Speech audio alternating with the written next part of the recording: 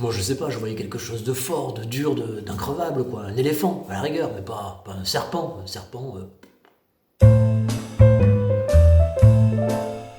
Vous savez ça pourquoi est-ce que c'est un serpent enroulé autour d'un bâton, l'emblème des médecins? Pour avoir la réponse, il faut remonter à la mythologie grecque, et c'est l'histoire d'Asclépios. Asclépios! À table! Asclépios c'est son nom pour les Grecs. Pour les Romains c'est Esculape. Esculape! À table! C'est pas mieux.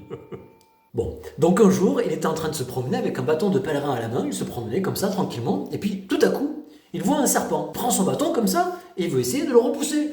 Pas du tout peur le serpent. Au lieu d'avoir peur, il se rapproche tout doucement du bâton et il commence à s'enrouler autour du bâton. Comme s'il voulait faire un petit peu de pole dance. Voilà. C'est ce qui est assez rare pour un serpent. Bon alors Asclépios n'a pas vu du tout le côté artiste de ce serpent et il a commencé à taper avec le bâton par terre et tout et il a assommé le serpent. L'histoire pourrait s'arrêter là, sauf qu'un deuxième serpent arrive. Cette fois-ci un serpent avec de l'herbe dans la gueule. Et grâce à l'herbe, il va le ranimer. Et là ça fait tilt dans la tête d'Asclépios. Il se dit « Ah, mais ça veut dire qu'on peut donc guérir avec les plantes !»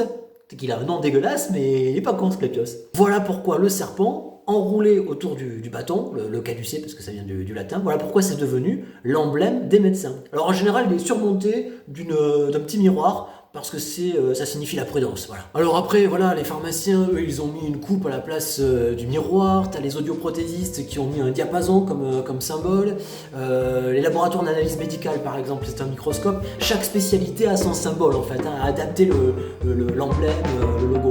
Par exemple, le proctologue, le proctologue, bon, bah, si vous voulez, lui, le serpent, il est pas enroulé autour d'une narine, comme ça, et arrête de pleurer, ça ne sert à rien. Je vais passer une petite annonce. Ils vont venir te chercher, tes parents. Ils sont forcément dans le magasin. Alors, votre attention, s'il vous plaît. Le petit Esculape attend ses parents. Je répète, le petit... C'est quoi ton nom de famille? Le petit Esculape de Vaux attend ses parents. Au rayon boucherie, du coup. Oh, ça va.